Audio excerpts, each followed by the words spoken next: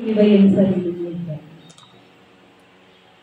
Yan. Gusto kong ngayong araw na to, makita niyo yung sinasabi doon sa clay na yun, na ginawa siyang pot. And yung pot na yun, napakadami niyang purpose. Diba? Iba-ibang purpose sa iba-ibang design. Maraming design yun. Naalala ko kasi dito sa probinsya. Yung tubig, dito kasi nilalagyan ng yelo, di ba? Kapag ang tubig nilagay doon sa pot, pag ininom mo siya, malinamnam at saka malamig. Sobrang lamig ng tubig kahit hindi siya lagyan ng yelo. Sino naka-experience ng ganun sa tubig? Meron ba? Ayan. Di ba masarap uminom sa, ang tawag doon? Banga. Ayan. Napakasarap uminom sa banga. At saka, ano yan eh, may filter pala siya ng sarili. Hindi kagaya ngayon na kailangan pa natin ng filter para ma-filter yung ating iniinom. But dyan sa banga na yan, kapag dyan inilagay ang tubig, may sarili siyang filter. So, naiinom natin siya na mas malinis. Di ba? Ang ganda ng yung purpose niya. So, yung banga na yan, yung pot na yan, ay may kanya-kanya pong design ayon sa purpose niya. Di ba may pot yung lalagyan ng mga halaman? Di ba ba? Mayroon namang pot na pang-design sa bahay. So may kanya-kanya siyang design, may kanya-kanya siyang purpose, depende sa design na ginawa ng manlilito. So dito tayo, dito natin at huhugutin yung ating pag-aaral ngayon hapon na to. So sana, dalangin ko na mag-gets niyo po yung napakamahalagang bagay kung bakit tayo nandito. Kung bakit kayo ipinanganak sa mundo. Kung bakit kayo nandito sa henerasyon ngayon. Kasi sa amin, iba na yung generation namin noon eh. Ngayon, iba naman ang henerasyon ngayon panahon niyo. So, yan po. So, bago tayo magpasimula, tayo po muna ay manalangin. Maraming salamat, Panginoon, sa hapon na ito, Lord. Salamat sa iyo na Espiritu na siyang patuloy na namumuna sa amin.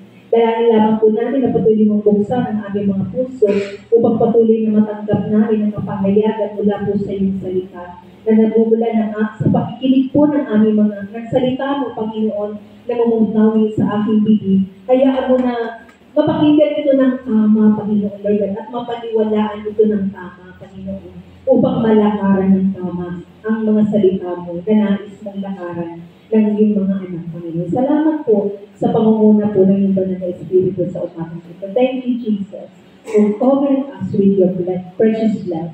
In Jesus' name, this is all we ask and pray. Amen and amen. At ito po ang pamagat ng ating papag-aralan today. Huwag po kayong matutulog. Pag natutulog po ang inyong katabi, kurot-kurotin mo. Ayan. Kurot-kurotin mo siya. So, yan po. Ayan. Pwede po bang pakibasa ng malakas?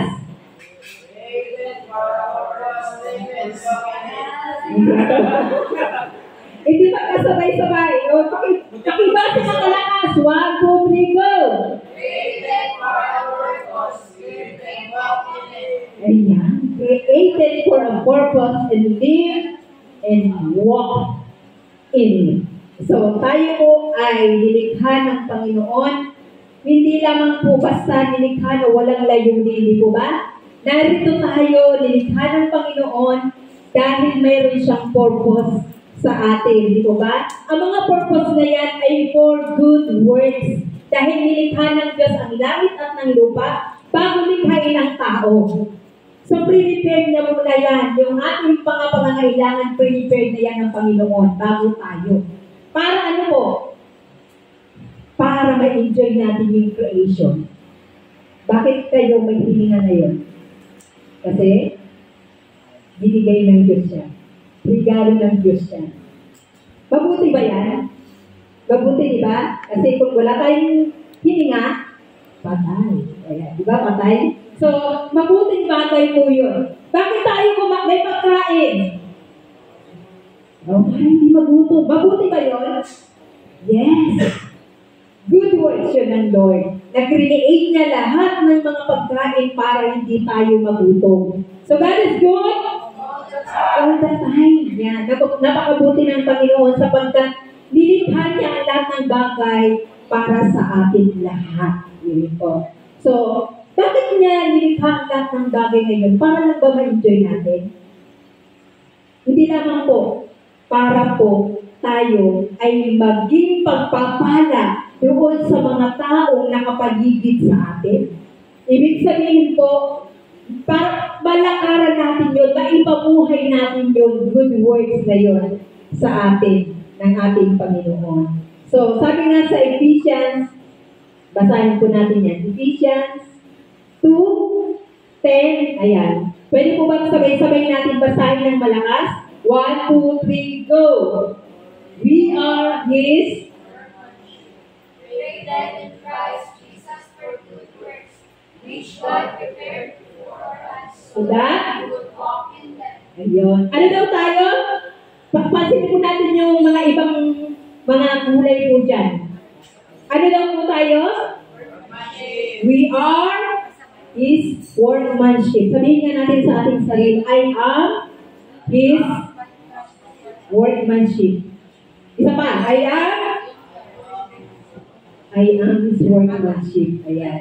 So tayo po ay nilikha ng Panginoon para sa kanyang purpose. Ano yung purpose? Sa mga mabubuting bagay. Para malakaran natin yung mabuting bagay sa atin ng Panginoon. Sabi nga sa Tagalog, mayroon ba ang Tagalog na nilagay dyan? So, wala po. Sabihin ko na lang po sa Tagalog. Sapagkat tayo'y nilalang ng Diyos, nilikha sa pamamagitan ni Kristo Jesus upang iukol natin ang ating buhay sa paggawa ng mabuti. Iyan ang layunin pinili ng Diyos para sa atin noong una pa man. So, ibig sabihin, bago pa man tayo nilikha ng Panginoon, mayroon na siyang good works na prepare para sa atin para po malakaran natin ito sa buhay natin. Kaya, hindi po tayo naparito para sa wala lang. Mayroon tayong magandang purpose na inilaan ang Panginoon sa bawat isa sa atin sa disenyo na dinisign niya para sa atin. Kaya nga po, di ba sabi ni Kuya di kanina, na mayroon tayong kanya-kanyang mga talents and gifts na magagamit natin ito sa ikabubuti ng ating buhay. Sabi nga sa ibang translation, sapagkat tayo'y kanyang gawa. Sino gumawa sa atin? Ang Diyos. Galing tayo sa ating mga nanay. Pero hindi tayo pinili ng ating mga nanay para maging anak. Di ba? Pinili tayo ng Diyos upang maging anak ng ating mga nanay. Di ba? May purpose ang Diyos kung bakit ka naging anak ng inyong mga magulang. Hindi ang inyong mga magulang ang pumili sa atin, kundi ang Diyos ang pumili sa inyo para ma-serve niya yung kanyang mabuting gawa sa atin at malakaran natin yun. So, yun po, ang una nating puntos, is, we are His workmanship. Pag sinabing workmanship, ayan, workmanship or work of art means that we are the masterpiece. Ang Tagalog po niyan is obra. Lakasan niya? Obra maestra. Created from the hands of God. So, isa po tayong nilikha na gawa ng Diyos. Di ba yung mga obra maestra? Lumilikha sila ng mga sining. Di ba yung kanilang mga create na mga tawag dito, yung creation. Kung inuukit nila yan. O kaya ginuguhit nila yan. Alam niyo po ba kung gaano mahalaga yun? Alam niyo po ba kung gaano kamahal? Pag binenta mo yun, yung obra maestra ng mga magagaling natin, mga painter ba? Ayun, dito gumagawa ng mga arts, di ba? Ang mahal po nun, di ba? Ang mahal ng mga arts na yun. So, ganun din po tayo. Nanilikha ng Diyos na napakahalaga mo sa Kanya. Hindi lang mahalaga, kundi mataas na halaga ka sa Panginoon. Diba? Pag binenta po yung art ng isang gumagawa ng mga ang tawag nito? Yung kanilang mga ginuguhin, ang mamahal po nun. So, ganoon din po sa atin. Mataas po ang halaga ng ating pagkalikha ng ating Panginoon sa atin. Sabi nga sa Genesis 1:27, basahin po natin yan. Sabay-sabay mo natin basahin. Sige po ng malakas. Nilalang Diyos ang tao ayon sa kanyang larawan. Sila'y kanyang nilalang na isang lalaki at isang babae. Nilalang nga tayo ng Diyos ayon sa Kanya. Makasan po natin. Nilalang tayo ng Diyos ayon sa Kanya. So, hindi ibig sabihin ay lahi tayo o galing tayo sa unggoy. Diba? Sa science po, diba? Sa science, pag pinag-aralan natin yan, tayo daw po ay galing sa pero sabi ng Biblia, nilalang nga tayo ng Diyos ayon sa Kanya. So, napaka-special natin, di ba? Larawan ng ating Diyos. So, tingnan mo mga tabi mo. Pogi at magaganda.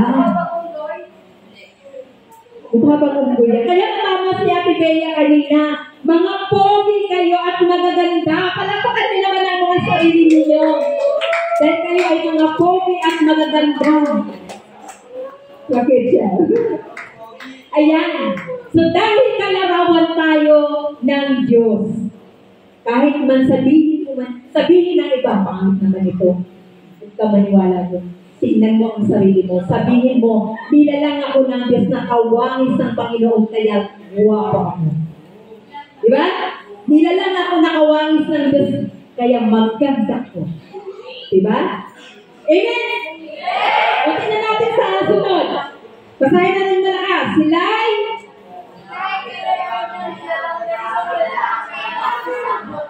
so ano daw po yung nilalang ng Panginoon? Isang at isang mayroon pa ba? Okay, wala na. Dalawa lang, di ba? Isang lalaki at isang babae. Tayo nga ang mga lalaki. Tayo ang mga lalaki. Yung mga naniniwalang sila ay tunay na lalaki tumano. Lalaki ako! Yan! Tama! Tama! Itayo mo yan. Nabahan mo yan. Yan. Sige, tayo ang mga lalaki. Ngayon, ipagsigawan ninyo na kayo ay lalaki. Sabihin nyo, lalaki ako! Sabay-sabay! Isa, dalawa, tatlo! Lalaki ako! Isa pa! Lalaki ako! Samahan niyo pa. Pati puno akong lalaki! Nakasan niyo ba? Lalaki kayo, nilalang ng Panginoon. Diba? Lalaki kayo. Sabi niyo, lalaki.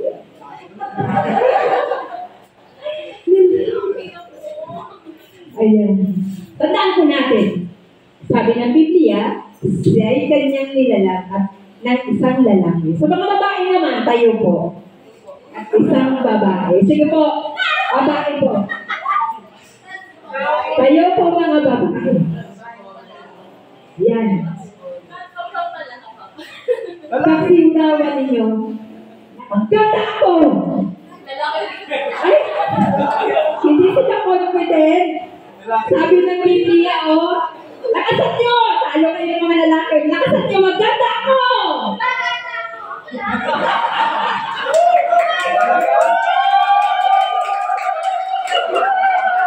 Ay, matatalo kayo?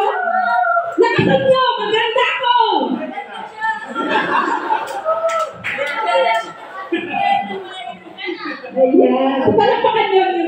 family, dahil nilikha kayo ng Panginoon na isang lalaki at isang babae. So alam niyo kung ano ang katatayuan niyo sa Panginoon. Dinisenyo kayo ayon sa kanyang larawan. Kaya napakapalad niyo dahil ang pagkadisenyo sa inyo ay ayon sa kanyang purpose. May purpose ang Panginoon kung bakit kayo naging lalaki.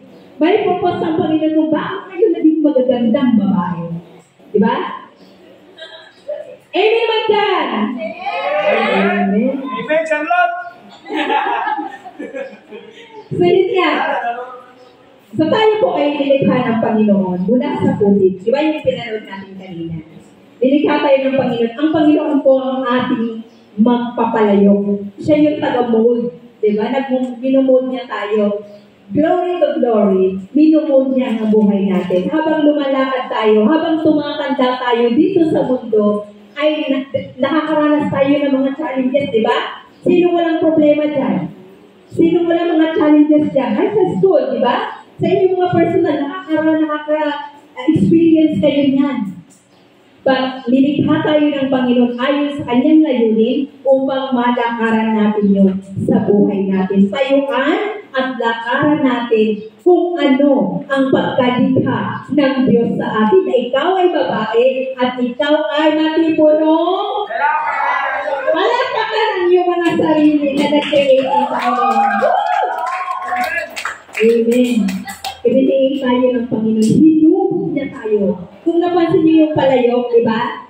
Mula doon sa walang korte, di ba? Nagkaroon siya ng korte, gumanda siya. Nagkaroon ng hugis. Ganun din ang ating mga buhay. Kapag hinayaan natin si Kristo, ang siyang magmanipula ng mag-mold sa ating buhay, magiging maganda. Di ba, pangarap naman natin yan? Narinig ko kanina na yung mga pangarap nila sa buhay. Sino bang nangarap na hindi maganda? Wala na ba? Ang pangarap natin ay magagandang bagay.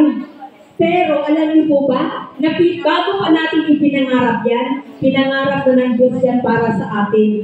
At nais ng Lord na lakaran natin yun. At nais ng Lord na ma-experience natin yun, yung magagandang bagay na nilikha niya para sa atin. Amen! Palakpakan natin ang Panginoon. At alam niyo ba, nung pagka-create ng Lord sa tao ay nagkasala. Di ba? Sa Eva kada nagkasala. Pero hindi po tumigil ang Diyos sa pagliligtas sa atin. Ano nga yung laging napapakinggan natin kay Enriquez tuwing siya po ay nag-news? Ano sinasabi? Hindi! Ano sabi? Hindi ko kayo tatantanan, di ba? May Enriquez yun. Hindi ko kayo tatantanan. Ganun din ang ating Panginoon. Nung nagkasala ang tao, hindi niya po tinantanan ang tao na maligtas muli at maibalik ang dating relasyon na tayo ay nasa Kanya. Diba? Simula pa lang, tahawak na tayo ng Panginoon. Create niya tayo sa pamamagitan ng Kanya mga kamay. So, ibig sabihin, nasa kamay na tayo ng Panginoon. Kaya lang, naagaw tayo ng kaaway. At dahil naagaw tayo ng kaaway, ayaw ng Diyos na mawalay tayo sa Kanya ganyan kakamahan ng Panginoon. Dahil may purpose siya na maganda sa iyo. Ayaw niya na hindi mo malakaran, ayaw niya na hindi mo ma-experience yung magandang inihanda niya para sa iyo. Dinisign niya na lalaki at babae dahil mayroon siyang purpose, may layunin, inihanda niya para sa atin. Ang gusto ng Lord, lakaran natin. Maranasan natin yung mga mabubuting bagay. Kaya hindi tayo tinatampanan ng ating Panginoon. At kaya nga, di ba namatay siya sa krus, ibinigay niya ang kanyang bugtong na anak na si Jesus. Sinakripisyo niya. Kung napakinggan natin si Kuya J.R. kanina, ay yun po yung kanyang ibinahagi. Yung nagsakripisyo na nag-iisang anak ng Diyos. Sino yun? Wow! Alam na alam nila, palampang natin ang Panginoon. Si Jesus nagsakripisyo para tayo ay matubos muli sa kaaway. Diba? Nawalay tayo, ngunit hindi tayo tinatantanan, hindi tayo tinantanan ng pagmamahal ng Diyos. Kaya ibinigay niya si Jesus para magsakripisyo. Kasi ang kabayaran ng kasalanan ay kamatayan. Ngunit ayaw ng Diyos na tayo ay mamatay. Ganun sa kamahal ng Panginoon. At ang namatay ay sino? Jesus na dapat tayo yun. Nakikita niyo ba kung gaano tayo minahal ng Panginoon? Na dapat tayo yun eh. Ngunit mahal tayo ng Diyos. Ibinigay niya ang kanyang nag-iisang anak para ikaw ay mabawi ulit sa pagkakanakaw ng tao. Diba? Ganun tayo kamahal ng Diyos. Kayo nga ba mayroon kayong mga mahal sa buhay? Ayaw niyong maagaw ng iba. Diba? Gagawa at gagawa kayo ng paraan para mabalik at mabalik. Ay, may nagtatawag. Uy, kinikilig ka naman. Ayan, diba? How much more ang Panginoon? He sacrificed His only beloved Son para sa atin. At dahil nga dyan, nagkaroon ng kaligtasan ang mundo. At yung kaligtasan na yun ay matatanggap lamang natin yan. Magkakaroon po yan ng effective sa atin kapag tinanggap natin si Jesus as your Lord and Savior. Kung napapansin niyo po, kung nakakapanood kayo nung Passion of the Christ, ano nangyari doon? Pinako si Kristo, namatay, inilibing, at nabuhay muli, at umakyat sa langit. Kung anong naganap kay Kristo sa krus ng Kalbaryo ay naganap sa atin. At nung nabuhay siyang muli, kinumpleto niya yung kaligtasan na dapat para sa atin. At matatanggap natin yun kapag pinaliwalaan natin si Kristo sa buhay natin. Kapag mayroon tayong tunay na ugnayan kay Kristo, ito na ang magiging kalalagayan natin. Sabi sa pangalawa na tayo. Ayan, pangalawang puntos. Ano nga yung una? We are His workmanship. Number 2 is, we were created in Christ for good purpose. Ayan, we were created in Christ for good purpose. Yan. At say atin natin. So tayo daw po ay create ng Panginoon para sa good purpose. Pagbaw good? Good. So, beforehand pa lang, na inisip natin na magkaroon tayo ng magandang buhay, malakaran natin yung buhay na maganda, ay prepared na yan ng Lord. Ibig sabihin, ng prepared, may nakahanda na.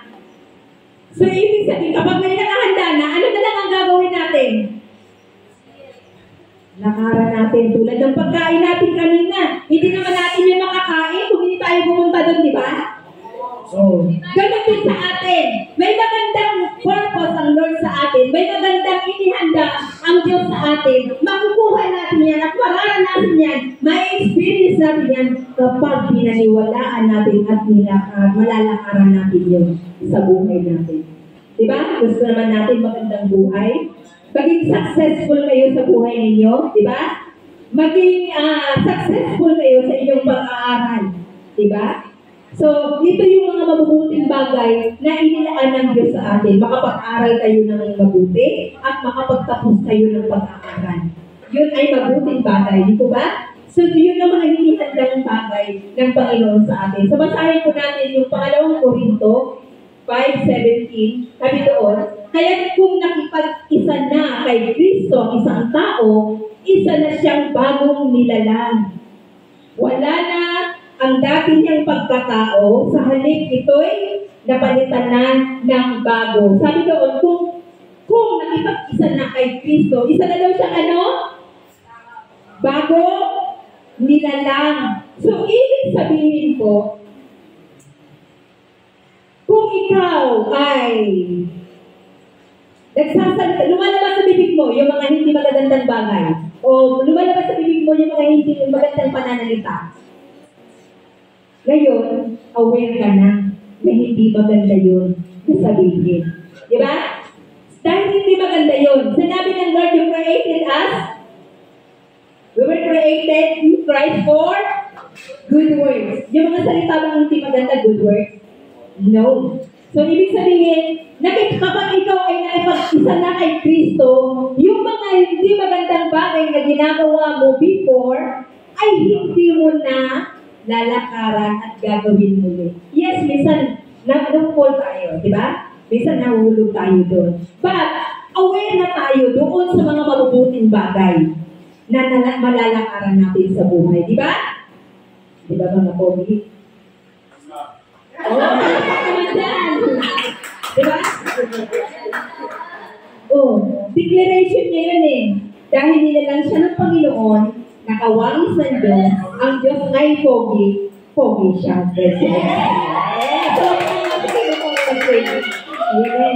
So, wala na yung dating buhay, ibig sabihin. Kayo po ang nakakalam niya, at ang Panginoon na nakakalam ng bawat. Diba? Kung ano yung dati nyo, minsan naiisip, ano kaya ginagawa nyo sa akin? Dati dumaan din po ako sa kanya ng mga kabataan ko. Dahil lumaki naman ako ng Christian family. So, feeling ko, wala akong nagagawa hindi maganda. But, nung natagpuan na ako ng biyaya, ng tunay na biyaya ng Panginoon, nakita ko, yung aking pala mga ginagawang mabuti ay hindi karapat-dapat sa Panginoon. At naging karapat-dapat lamang niya nung ako ay tumanggap na kay Kristo bilang Panginoon at tagapagligtas. At naranasan ko yung new creation. Bagong nilalang ka na. Hindi na yung luma ang iyong nilalakaran. Halimbawa, sa school, nag-cheat ka. Pakopyan mo ka. Diba? Pero dahil na kay Kristo ka na, Lord, diba depende ka na sa Lord? Hindi na sa katabi mo. Dahil sabihin, I am a new creation. Meron akong kaisipan ni Kristo. Kaya hindi na ako magdedepende sa aking katabi. Nag-ako naman ako eh. Ang Lord ang magpapaalala niya sa inyo. Amen po? Ayan, wala na ang dating pagkatao. Sa halip ito'y napalitan na ng bago. So nakikita natin yung bago.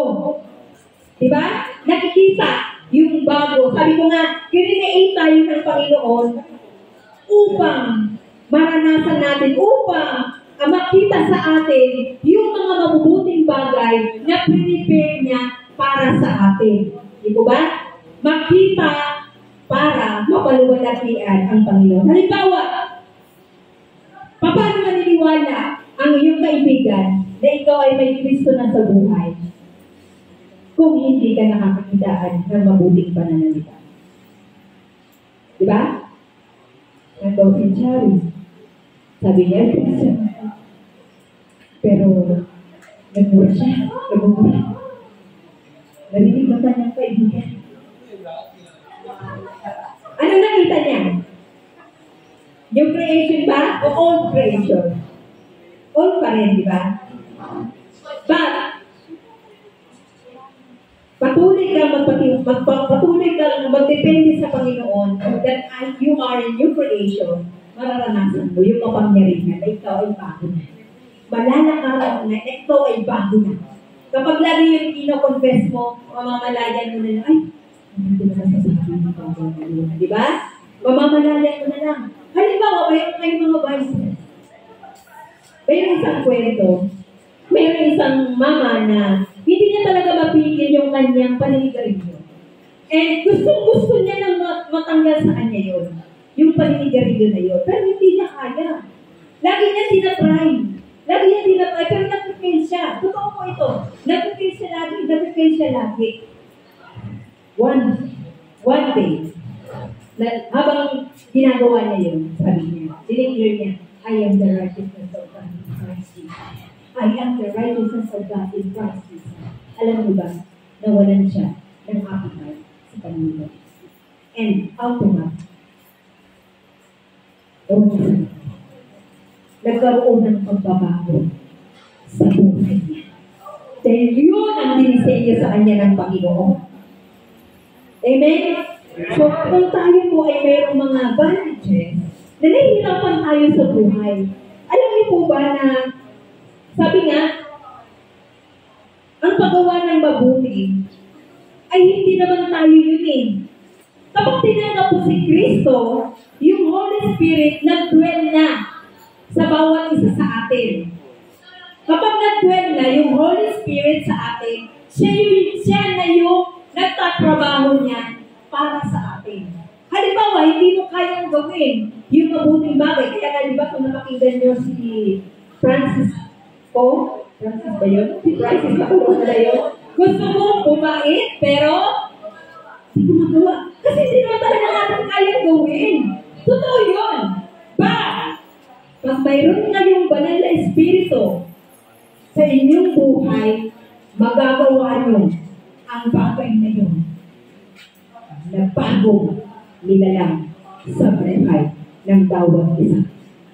Bakit? Dahil ikaw ay anak na ng Panginoon. Sabi nga natin kanina, kine-8 ka na kalarawan ni Kristo. Si Kristo ba ay mayroong mga vices? Si Kristo ba ay may dumalakad siya sa mga hindi mga bagay na nilalakaran? Hindi po ba, di ba? Sabi niyo, created as His image. So tayo mga nilalang niya, nais niya na tayo ay lumakad ayon sa kanyang pagkalalan sa atin. Dahil tayo ay mga anak niya. Amen po ba? Anak ba kayo ng Panginoon? Pumalakpak nga po yung anak ng Panginoon. Kahit anak kayo ng Panginoon, sabi dito, sa episode 4:24. Ayan. Nandiyan ba? Sabi doon, at ang dapat ninyong isuot ay ang, ano? Lakasan nga po? Bagong pagkatao na nilikhang kalarawan ng Diyos. At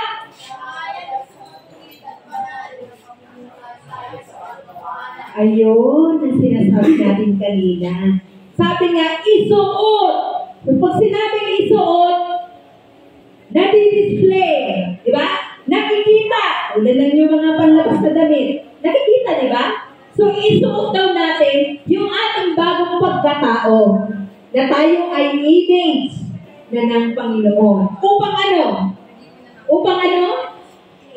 Mahayag sa matuwid at banal na pamumuhay ayon sa katotohanan. Yan po ang sinasabi ng Panginoon sa atin. So, kaya tayo nakakagawa ng mabuting bagay. Kaya natin naiiwasan yung mga hindi magandang bagay. Bakit po? Sabi sa Pilipos 2:13, sabi po doon, meron ba? Ayan. Sapagkat, basahin na natin ng malakas.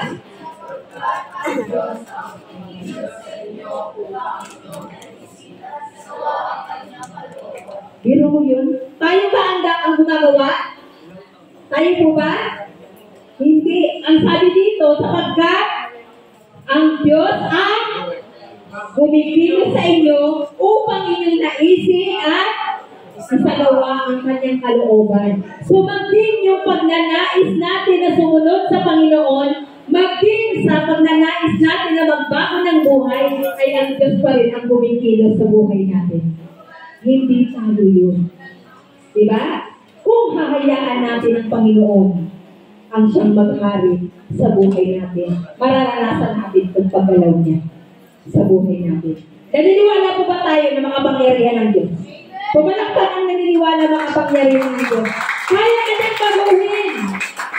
Ayon sa purpose na nais niya para sa iyo. Dinisenyo ka para sa kanyang mabubuting gawa. Kaya huwag kang magtanong kung bakit ikaw ay guwapo. Huwag ka nang magtanong, magtaka kung bakit ikaw ay maganda. Dahil nilikha ka ng Panginoon na kawangis niya. Amen. Palakpak na po para po sa ating Panginoon. Ayan. So sabi niya, isuot niyo ang bagong pagkatao. So dahil sinusuot natin, makikita natin yan sa ating mga gawa. Di ba ba? Kapag mayroon kang bagong damit, isinusuot mo, nababansin ng iyong katabi. Di ba? Sabi, paano yan? Kahit sapatos, pag bagong sapatos, minsan nga, inaano pa eh. bibinyagan pa, di ba?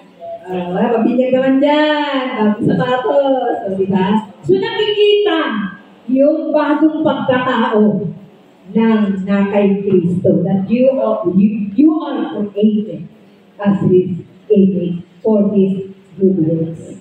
Amen? So walang bad works na create ang Panginoon. Good works. Sabi nga natin, good works. Good works. So sabi sa, yung pangalawa natin is, we were created in Christ for good works. Pag wala si Kristo, hindi natin mararanasan yung mga mabubuting bagay sa buhay natin. Kahit naisin natin yan, kahit i-design natin yan sa buhay natin, na gusto natin maging successful ang buhay natin, kung wala si Kristo sa buhay, hindi natin yan mararanasan. Ang sekreto ng tunay na success ng buhay ay si Kristo na. Si Kristo na ang tunay na success ng buhay. At masasabi niyo yan na tama ka, Ate Jess, kapag naranasan niyo, kapag pinasimulan niyo na, i-alay, i-surrender ang buhay niyo sa Panginoon. Amen po, at magkaroon ng tunay na relasyon sa Kanya. Hindi tayo ang nagmamalit sa buhay natin. Yes, may mga magagandang plano tayo, di ba? May magagandang gusto tayo, di ba? Pero minsan, kadalasan, nabibigyo tayo, di ba? Kapag mayroon kang Jesus sa buhay mo, panalo. Winner ka. Dahil ang Diyos na nasa iyo, ang siyang gumawa ng langit ng lupa, na walang imposible sa atin. Imposible sa atin, pero sa Lord walang imposible. Napahan natin ako na yun. Pangatlo, ito na ang last. Kaya huwag niyo matutulugan. Ito na huli. Put them into practice. Yung mga mabuting bagay, ano daw yung depth doon? Yung depth doon is yung mga mabubuting bagay na inihanda ng Panginoon para sa atin. Sabi, yung mga mabubuting gawa na inihanda ng Diyos para sa iyo sa pamamagitan ni Kristo. Sabi sa Colossus 1:10, basahin nga natin ang sabay-sabay uli.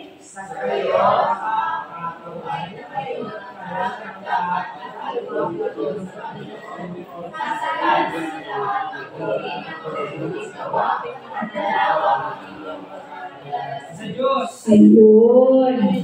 Sabi nga, kapag mayroon kang Kristo sa buhay, sabi doon, makakapamuhay ka ng karapat-dapat at kanlugod-lugod sa Panginoon. Ano pa mangyayari?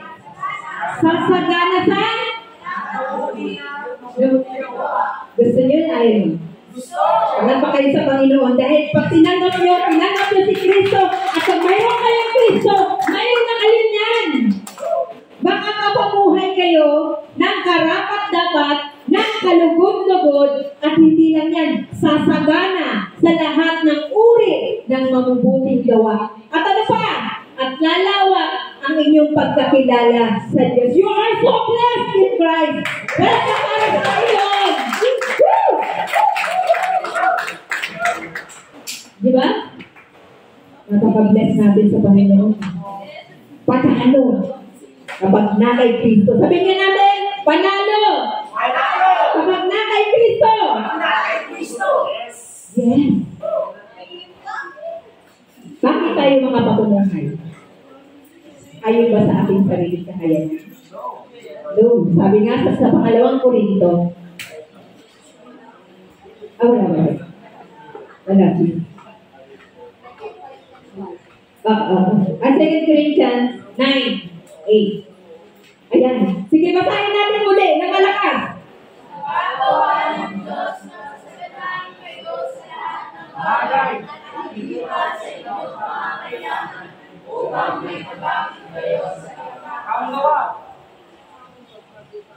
So, sabi na, magagawa ng Diyos ng pasasinahan siya. Diba? Akala mo lang, hindi mo kaya. Pero kapag may Kristo ka, kaya ng Diyos yan. Diba? Kaya ng Diyos yan! Kaya! Mas naganahin kayo sa lahat ng bagay. At higit pa sa inyong pangangailangan. kayong masigit na pangangailangan at kaya niyang ibigay yan para sa iyo. Kung gusto niyo maging successful sa buhay, ang Diyos ang unang nagdisenyo para sa inyo upang maging successful kayo sa buhay. Ang nais na lamang ay nakakan niyo ang plano ng Diyos, ang mabuting bagay na inihanda ng Diyos para sa atin. Upang, hindi lang sa sarili, pag bless kayo ng Lord, hindi lamang para sa sarili natin yan. Upang may sa pagkatanggap, kagaya mo na mga talents and gifts. Ayan, dito ba? Akala mo lang, ay hindi ako marunong mag-gitara. Diba? Sarapan natin si Brent. Oh. Diba? Yung talent niya, alam niya kung ano yung talent niya. Alam niya yung talent niya. At yeah, hindi pa daw siya. And more, and more, and more. Diba? At alam ko may joy siya na gusto niya kasangkapanin siya ng Panginoon. Diba? Alam na Diyos yung heart niya. And ang bawat isa sa atin, alam ko na mayroon kayong desire na kasangkapanin ng Diyos sa kanyang gawain. Ayun ba? Magbubukas ang gawain sa Cavite. And I declare na mula sa inyo ang mga workers for the Lord. Amen. Sapagkat magagawa ng Diyos na pasaganain kayo sa lahat ng bagay at higit pa sa inyong pangangailangan para magamit po ang bawat isa. Yes. Amen. Hallelujah. Yung mga talents na yan ay sinagkaloob sa atin ng Panginoon. Hindi lang pagigitara. Pogi pa! Diba? May kagalakan siya sa kanyang pagigitara. Kasangkapanin ka ng Panginoon sa gawain niya. Amen. Hallelujah. Kasangkapanin ka ng Panginoon sa kanyang gustong ipagawa sa inyo. Yung purpose ng Lord kung bakit kayo nandito. Diba? Naisip niyo ba kung bakit kayo nandito? Dahil mayroong purpose ang Lord sa inyo. Anong purpose? Malaman nyo kung ano yung layunin ng Diyos sa bawat isa sa inyo kung bakit kayo nilalang ng Panginoon dito sa mundo. Diba? Para makita ng mga tao sa ating paligid yung inihandang bagay, mabuting bagay para sa iyo. So sabi niya, mayroong magagawa ng Diyos na pasaganain ka upang magamit ka sa purpose ng Lord sa atin. So kaya tayo pinapanagana ng Panginoon para makasangkapan tayo. Kagaya po ng worship team, di ba? Pinapanagana sila ng Panginoon sa kanilang mga talento para magamit, makasangkapan. Sabi ko nga kanina, di ba? Napakasarap po na maglingkod sa Panginoon kapag nahayag kung gaano ka binahal ng Diyos. Kung gaano ka kahalaga sa Panginoon. Kung alam mo kung ano yung mabuting bagay na inihanda. Kung alam mo kung ano yung disenyo mo. Kung bakit ka nilikha ng Panginoon na lalaki at babae. Amen po? Dahil may purpose po yan sa atin. So, i-impart natin yan. Sabi nga sa unang Timoteo, ito na po ang last natin, no? Ito na po ang last natin. Basahin na natin to. Turuan ng mabuti at pagpapalaman sa mabuting gawa. Maging bukas palad at matulungin sa kapwa. Amen! Ibig sabihin naman po, ini-impart natin yung mga good words na yon. Like Kuya Tony. Kung nakita niya si Kuya Tony, di ba? Tinuturuan. Di ba? Yung kanyang design talaga na magturo, magbigay ng time para turuan po kayo. Isang pananagana ng Diyos sa buhay niya, sa puso niya, para maibahagi niya yung kanyang talent. Di ba? So, we are blessed to have Kuya Tony. Palakpak naman sa Panginoon. Salamat Kuya Tony sa puso mo na ini-impart mo sa mga kabataan yung iyong talent and gifts. Yung good works ng Lord sa iyo. Ayun. Bakit po? Bakit na ibabahagi ni Kuya Tony yung kanyang talent? At bakit kayo, pag kayo ay namahasa na, siguro nakakaroon ng tendency na magturo doon sa mga iba. Di ba? Kagalakan nyo magturo na rin sa iba. Kapag naahasa na kayo, kapag mayroon na kayo ng mga malawak na kaalaman sa musiko, ay maituturo nyo na rin yan sa iba. Mai-impart nyo na rin yan sa iba kagaya ng ginagawa ni Kuya Tony. So ito yung huli po natin sa 2 Timothy 3:17. Sabi po doon, that the man of God may be complete, thoroughly equipped. Ibig sabihin ng equipped, pinuspos for every good word. Kaya nga po, nagagawa ni Kuya Tony na i-impart sa atin yung kanyang talents and gifts sapagkat in-equip siya ng Panginoon. Ibig sabihin, pinuspos siya ng Panginoon ng mga mabubuting bagay para ma-impart natin sa ating kapwa. Di ko ba? Yung ating mga good words, di ba minsan binabahagi natin? Ini-impart natin sa kanila, di ba? Dahil pinuspos tayo ng Panginoon para sa mga mabubuting bagay na nilikha niya para sa atin. So, yan lang ba yung huli natin? So, yun nga. He equips Hebreo. Yun. Sabi mo dito, sino mang nagsasabing nananatili sa Diyos ay dapat mamuhay tulad ng pamumuhay ni Yesu Cristo. Yan po yung yung abiding in Jesus. Kapag tayo po ay naka-abide na kay Jesus, mananagana tayo ng mga mabubuting bagay. Halimbawa, yung puno na yan. Ayan, puno na ng puno yan. Yan, puno na yan. Avocado ba yan? Avocado. Yung avocado na yan, mamumunga ba yung sa kanya kung hindi nakalugsong? Hindi, di ba? Hindi mananagana. Ano mangyayari kapag napupol yung sanga? Mamamatay, di ba? Wala, di ba? Walang bunga. Pero, kung nanatili siyang naka-connect dyan sa puno, magkakaroon siya ng bunga. Masaganang bunga! Hindi lang basta bunga, kundi masaganang bunga.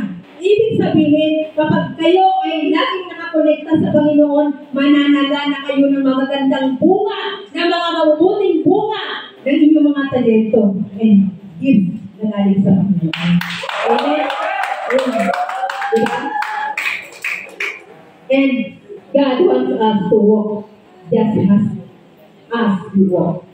Gusto niya na lakaran natin yung mabubuting bagay na yan, kagaya ng paglakad ni Kristo sa atin. Para ano? Meron pa ba? Ayan! Para ano? Basahin na natin. Let Your light so shine before men.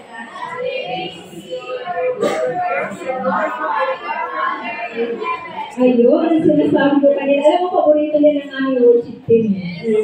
Wala pa ka naman worship team.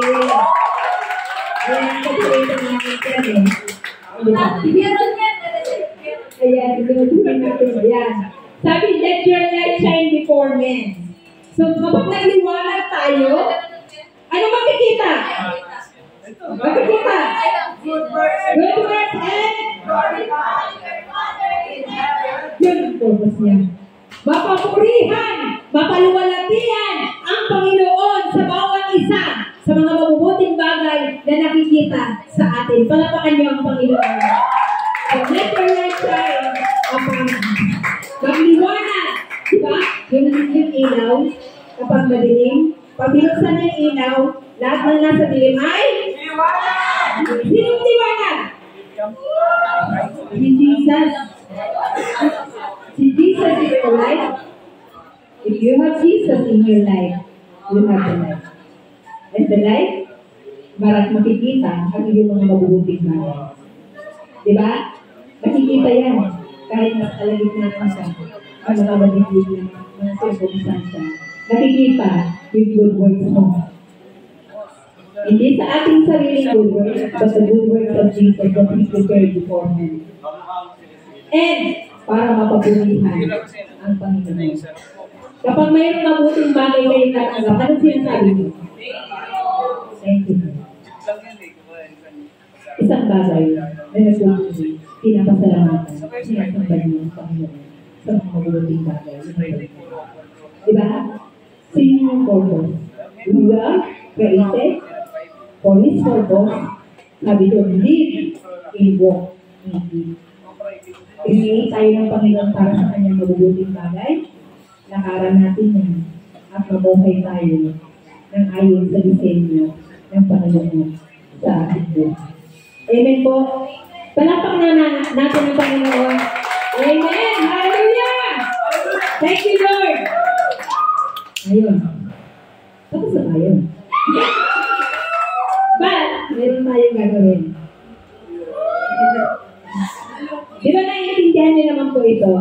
Sabi nga, basahin na natin ulit. Okay. Created for a purpose. Huwag natin kalimutan. Created for a purpose. Live and walk in it. So, now, ito na. Pwede rin yung mga clay. Pwede natin i-distribute. Ito po yan. Yung mga leaders ay huwag po makulis dahil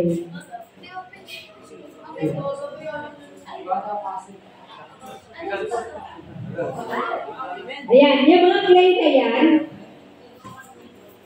mag-create po kayo ng isang bagay na gusto mong makita sa inyong sarili para masabi mong lumalakad ka na o nilalakaran mo na ang layunin ng Diyos kung bakit ka isinilang dito sa mundo. Ano yung inyong deklarasyon sa inyong sarili starting from now? Anong gusto nyo makita sa inyong sarili? Ayun, yun, i-mold nyo po.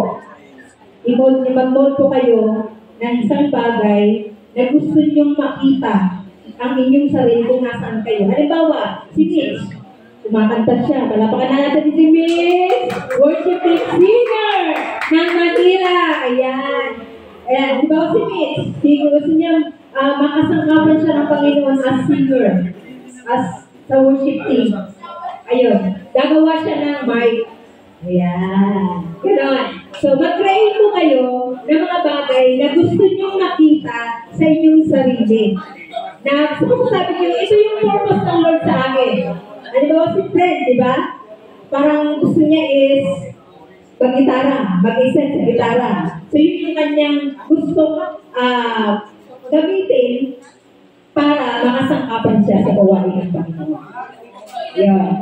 So, yan po yung ating, sige po, i-mold natin yan. Huwag po kayo makalala, wala pong mali dyan, lahat po ay tama yan. Yan. Create lang po tayo.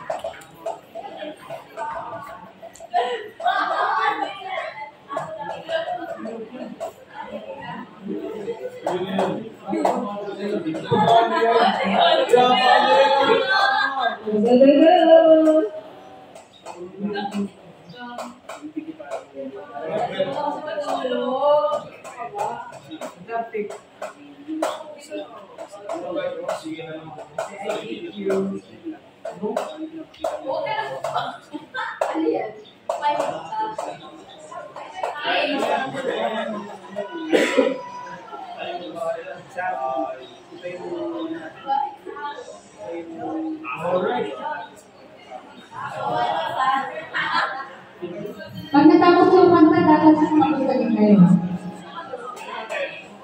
Hindi.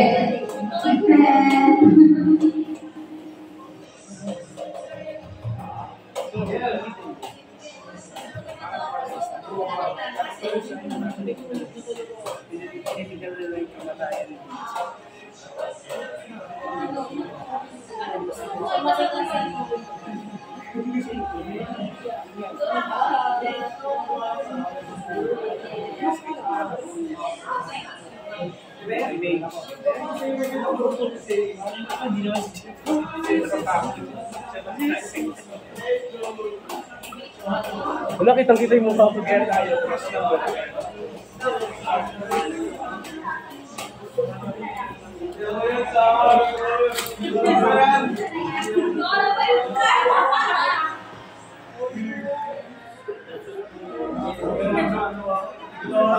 At kasi sila.